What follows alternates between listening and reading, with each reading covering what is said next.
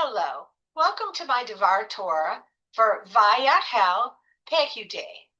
This is a special Devar Torah because not only are we talking about the Parsha this week, but we are also talking about and welcoming our Vietnam veterans as our honored guests this week.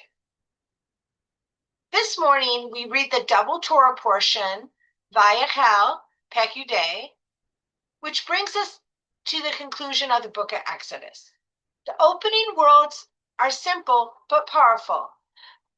Vayakhel Moshe et kol adat bnei Yisrael. Moses gathered the entire community of Israel.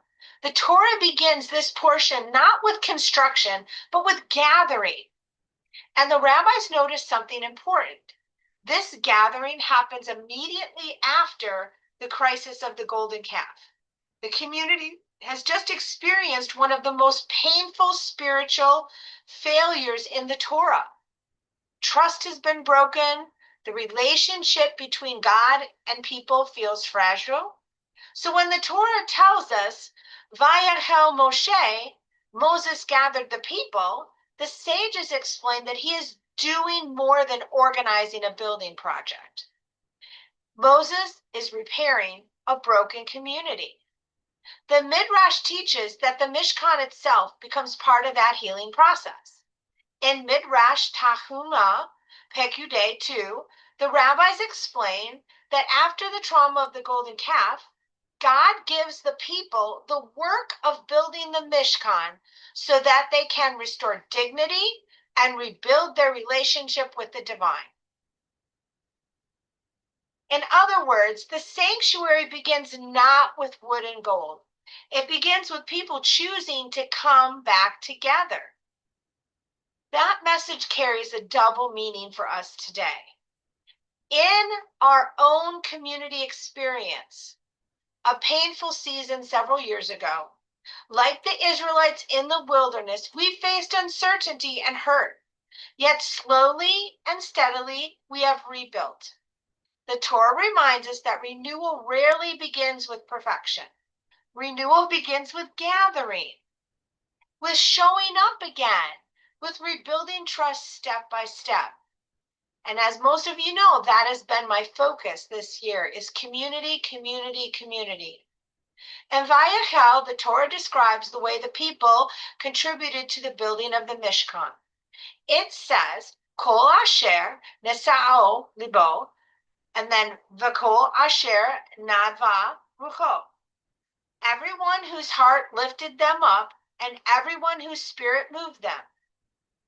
To the people give not because they're forced to, but because their hearts were so moved and they participated directly from their heart. So something remarkable happens. In Exodus, we read that the artisans eventually tell Moses, Marbim ha'am le havi. The people are bringing more than enough.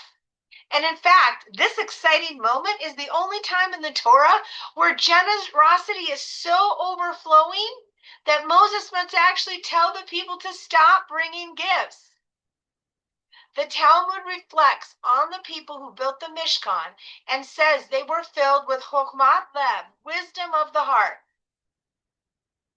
In the Babylonian Talmud, Berachot 55a, the sages explain that the artisans like Bezalel possess not only technical skill, but spiritual insight. The Talmud tells an interesting story that Bezalel knew how to combine the letters in which heaven and earth were created, meaning that building the Mishkan required both craftsmanship and deep moral understanding. But the sanctuary was not built only with hands. It was built with wisdom of the heart, chokhmat lev. And this brings us to the theme that we recognize today. For many Vietnam vets, the national wound was not only the war itself, it was what happened when they came home. There was no Vayakhel, no gathering of the community, no collective embrace, and no Mishkan of welcome or place to be. Many returned carrying difficult memories, burdens, and moral injuries, often without the recognition or support they deserved. The Torah teaches us something powerful here. The Torah teaches us that a community becomes holy, not by simply building these sacred spaces. Holiness begins when people are gathered with dignity. Let me say that again. Holiness begins when people are gathered with dignity. Later in the portion of Pekudei, the Torah tells us, Ele, Pekudei, ha-Mishkan. These are the records of the Mishkan. Moses carefully accounts for every resource used to build the sanctuary.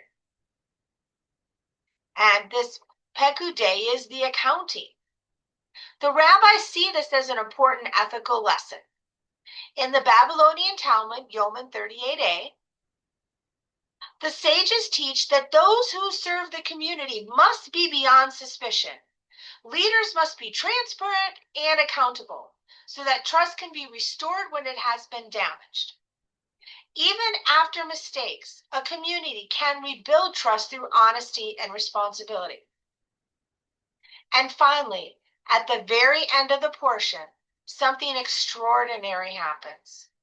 After the people gather, and after they rebuild, and after they begin showing up for one another, the Torah tells us, Vayakhel ha'anan et ohel moed, uchavod Adonai maleh et ha-Mishkan.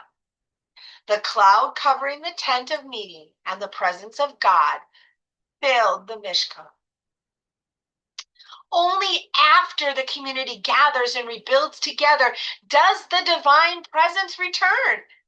So one Hasidic teacher later reflects that the Mishkan is just not a structure of wood and gold. The true Mishkan is the collective heart of the community when it makes space for every beautiful person and heart within it. Today, our community becomes that kind of Mishkan every time we meet now. It's a place where we gather people back in. We do not let people go in that we push them out the door. We let them go when the military makes them go, but we gather. That's our group. We gather now. A place where those who are served or who serve now, who have served or who serve now, are honored and remembered with dignity. A place where we say the words that should always have been said. To those who served during the Vietnam War, welcome home. May our community always be a place where the people are gathered with compassion. And may we continue building a Mishkan, not only with our hands, but most importantly, with our heart. Amen.